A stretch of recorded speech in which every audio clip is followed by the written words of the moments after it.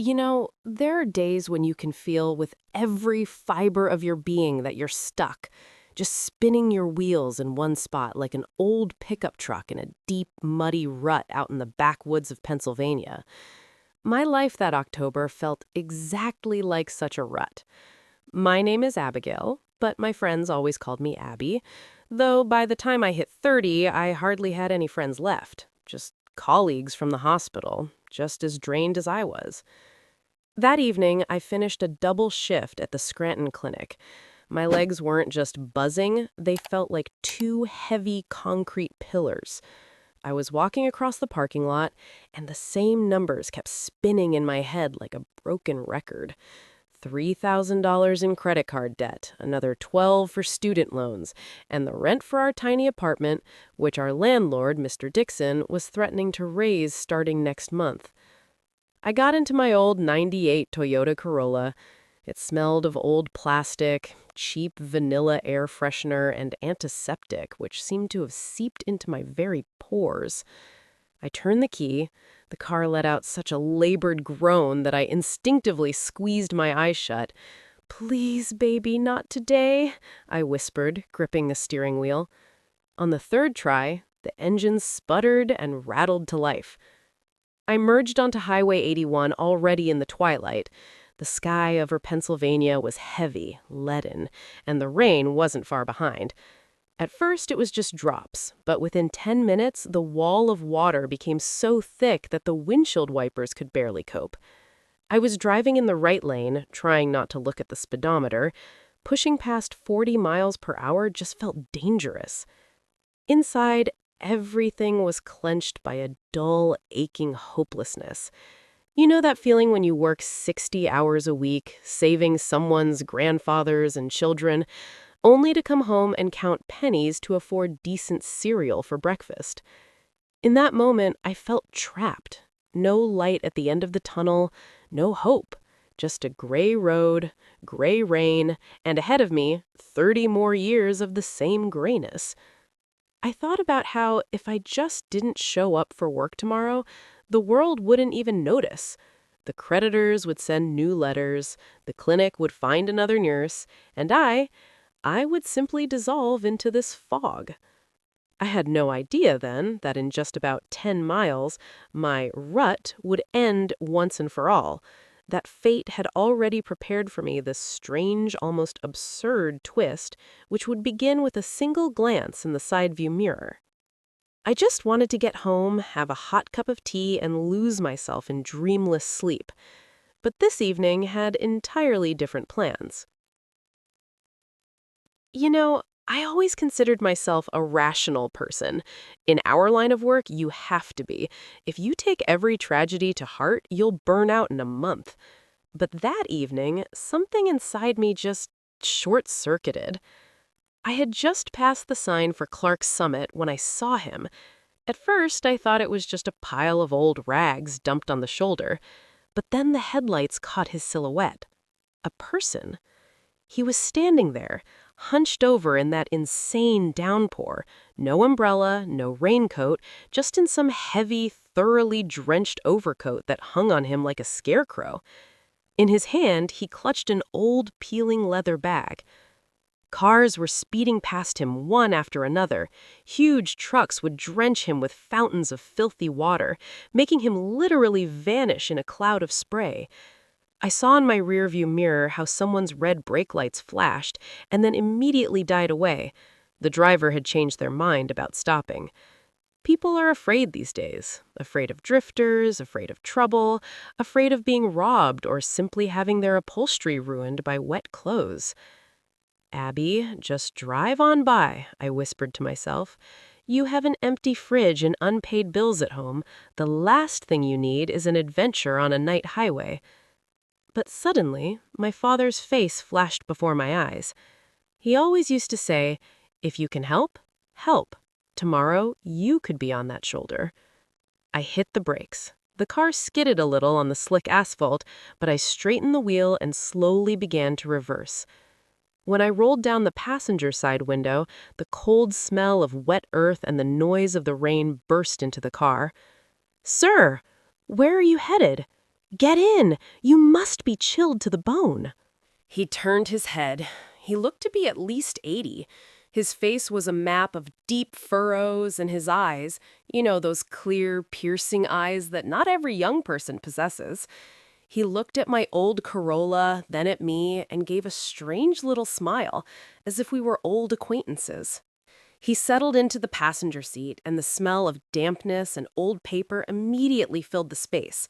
My car groaned pathetically under his weight. He was silent while I struggled to close the window, and then he said, quietly, but so clearly that I flinched, "Many looked tonight, miss, but saw only you." I didn't know what to say to that. I just cranked the heater up to full blast, hoping to warm him up a little.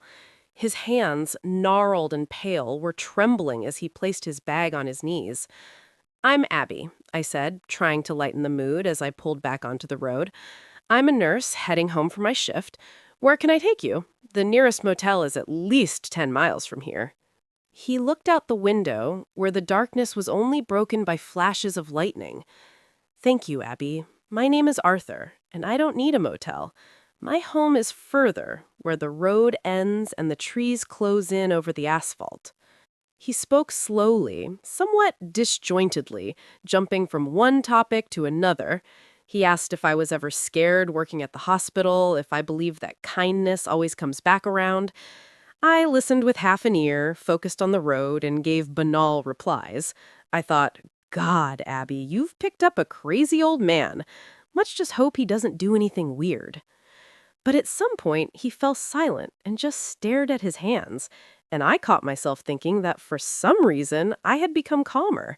In this cramped, wet wool-smelling cabin in the middle of the storm, I suddenly stopped thinking about my debts. There was something so foundational about this Arthur, as if he wasn't just a random hitchhiker, but a person who knew something about life that I, with all my degrees and shifts, hadn't yet grasped. "You know, Abby," he said suddenly as we passed another gas station, "real people are like stars. You can only see them when it gets truly dark around you." I just smiled then, writing it off as an old man's eccentricity.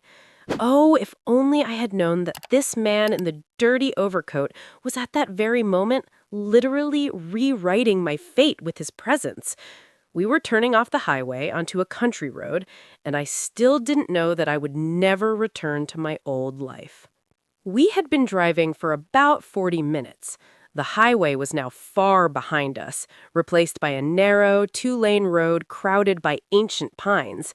Their branches met overhead, forming a dark tunnel, and in the headlights, it felt like we were driving into nowhere. The rain had let up a little, turning into a steady drizzle, but the fog had grown so thick I could barely see the hood. "Abby, are you hungry?" Arthur suddenly asked. I flinched. His voice was quiet, but in the silence of the car, it sounded like thunder. My stomach, as if answering him, gave a pathetic growl. "Kind of," I admitted, embarrassed. "Didn't have time for a snack at the shift. I have a turkey sandwich and an apple left in my bag. Was going to eat it at home." I reached back to the rear seat, pulled out the paper bag, and handed it to him. "Here, Arthur. You need it more. You've been out in the cold all day." He took the sandwich with his trembling fingers, carefully unwrapped the foil, but didn't start eating right away. He broke it in half and offered a piece to me. "One must share on a journey," he said simply. "Food tastes better when it's honest." We ate in silence, broken only by the thwump, thwump of tires through puddles. And that cold sandwich from the hospital vending machine seemed like the most delicious dinner of my life. There was something genuine about it. Not like in the movies, but like in real life, when two lonely people chew on bread in the middle of a night forest. Suddenly, the car sputtered. Once, twice. The steering wheel grew heavy, and the dashboard lit up with a constellation of warning lights. Damn it, no, not here. I gripped the wheel, trying to at least coast to the shoulder. The engine gave a final wheeze and died completely. Absolute silence descended. Only the droplets tapped on the roof. Tap, tap. I dropped my head onto the steering wheel in defeat. That was it. No money for a tow truck, no cell service out in this wilderness, and I was stuck with a strange old man in the woods. I wanted to cry from the sheer ridiculous unfairness of it all. "Everything's gone wrong, Arthur," I sniffled. "My whole life is like this car. Breaks down at the worst possible moment." I felt his hand on my shoulder. It was dry and surprisingly warm. "Cars can be fixed, Abby. Souls are harder. But you didn't leave me back there, on the road. That means there's something in you that doesn't break. Try again. Just turn the key. Don't think bad thoughts." I looked at him. In the dark, his eyes gleamed with a strange light. I took a deep breath, counted to 3, and turned the key. The Corolla shuddered, metal grated, and suddenly the engine rumbled to life. Unevenly, with a hiccup, but we could move again. About 10 minutes later, the forest parted. Before us rose wrought iron gates, half covered in wild ivy. Beyond them, in the depth of a park, loomed the outlines of a huge house. This wasn't just a mansion. It was a veritable castle of dark stone, gloomy and majestic. Not a single light shone in its windows.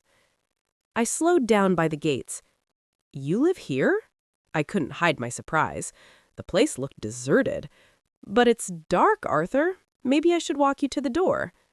He got out of the car, clutching his worn bag to his chest. The rain was picking up again, wetting his sparse gray hair. "No need, Abby. I'll go on alone from here. You did more than just give an old man a ride. You let me see that the world hasn't grown completely cold yet." He closed the door, then leaned toward the open window. "Remember this evening. Sometimes the most important tests come when we are least ready for them, and you, my girl, got an A today." He turned and slowly, with a slight limp, walked toward the house. His figure quickly dissolved into the fog and the shadows of the trees.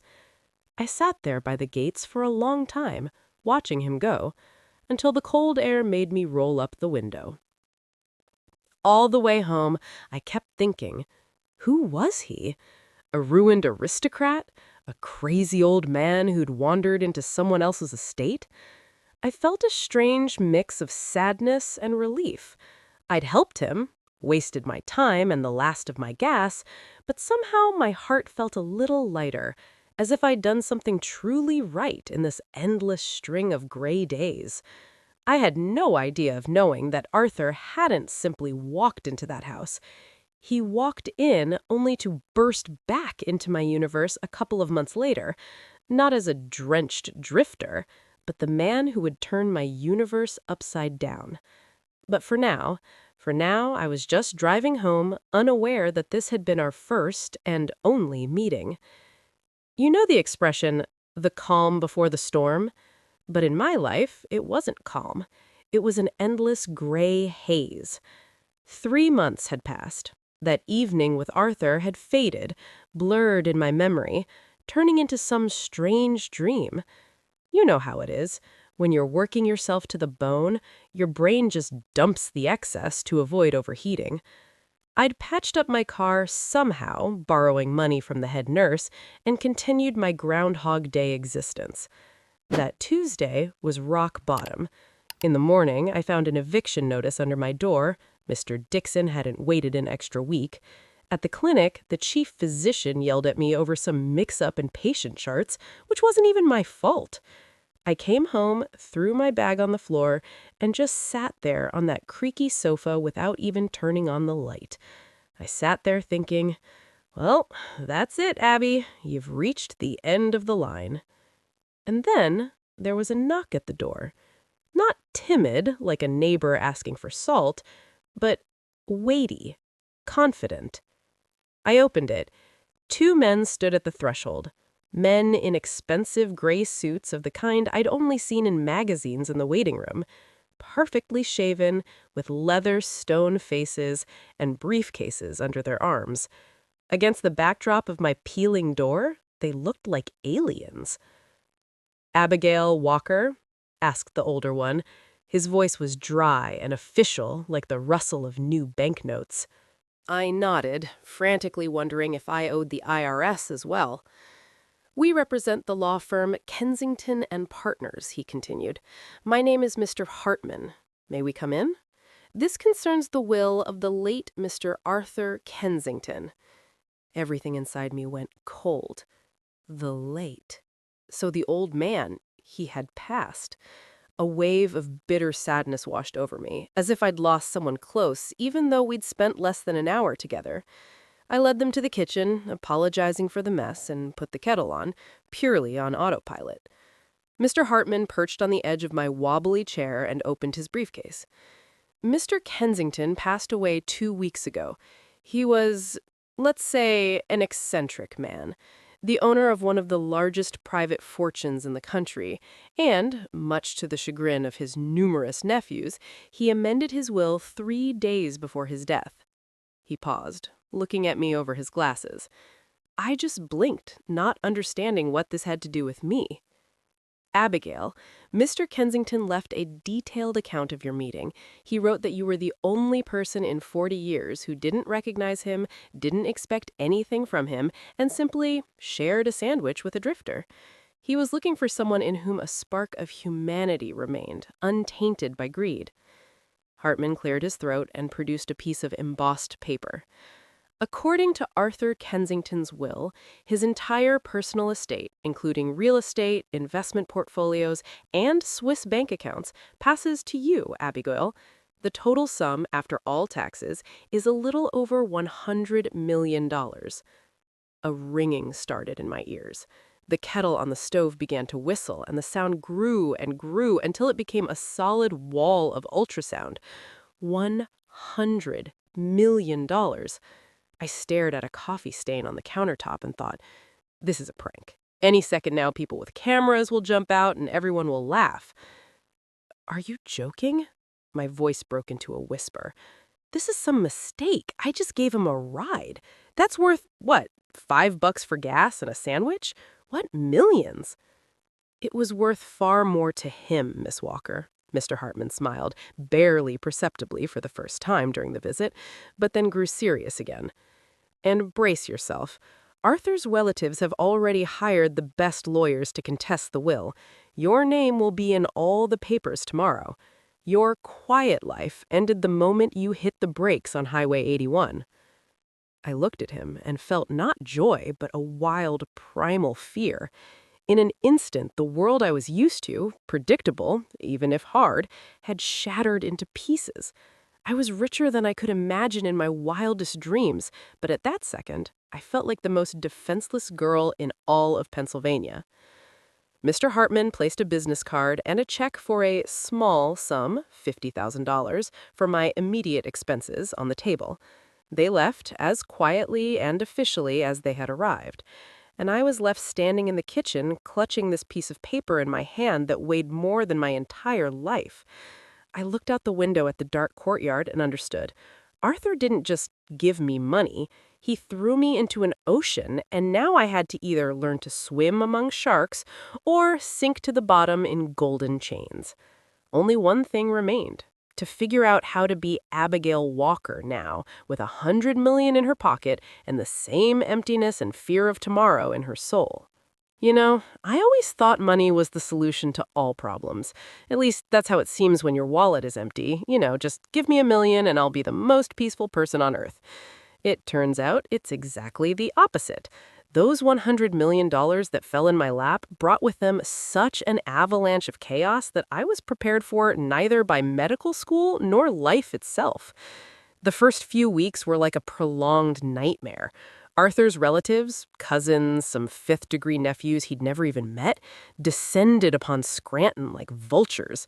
They hired lawyers, trying to prove I was a con artist, that I drugged the old man with some psychotropic medication — I'm a nurse, so there's your angle — that he wasn't in his right mind when he signed the papers. My old phone rang off the hook with threats and curses, and reporters from the tabloids camped out 24 hours by the entrance to my building. I hid in my tiny apartment, curtains drawn, eating the same cheap cereal washed down with water because I was afraid to even go out for milk. I looked at the check for $50,000 and Mr. Hartman's business card, and sometimes I desperately wanted to give it all back.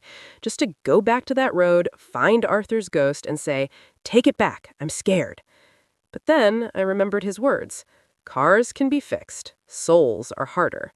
I realized that if I gave up now, I'd be betraying the one person who believed in me. I called Hartman and said, "Do what needs to be done." The legal battles lasted almost a year. It was an exhausting marathon, but the truth was on my side. Arthur had prepared perfectly. Video recordings with the notary, medical exams. He had thought of everything. He knew his family was just a pack of hungry wolves.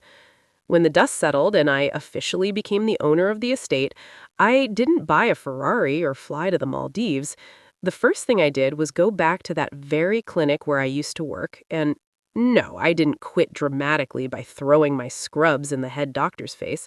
I simply paid off all the debts of the nurses and orderlies in our department. Then I started a charitable foundation to help elderly people facing loneliness. Now I live in Arthur's house. I've restored it, filled it with light and warmth. I often sit in his study, looking at that same leather bag. It now has an honored place. There was no gold in it. It was old letters and photographs of his wife, whom he loved his whole life. I'm not the same Abby who counted pennies anymore. But sometimes when there's a heavy rain outside, I get into my old Corolla. I could never sell her, just had the engine completely rebuilt, and I just drive along Highway 81. I drive slowly, peering at the shoulders. Many think I just got lucky, won the kindness lottery, as one newspaper put it. But I know the truth. It's not about the money. It's about that moment I hit the brakes, even though everything inside me screamed, "Drive on." Happiness isn't a sum in a bank account. It's when you can look in the mirror and know your heart hasn't grown cold. I often wonder if someone else would have stopped. Probably. I hope so, because around every corner, our own Arthur might be waiting. Someone who doesn't need to leave an inheritance, but just to be seen. So, that's the story. A bit sad, a bit strange, but absolutely true. Life is an amazing thing if you give it a chance to amaze you.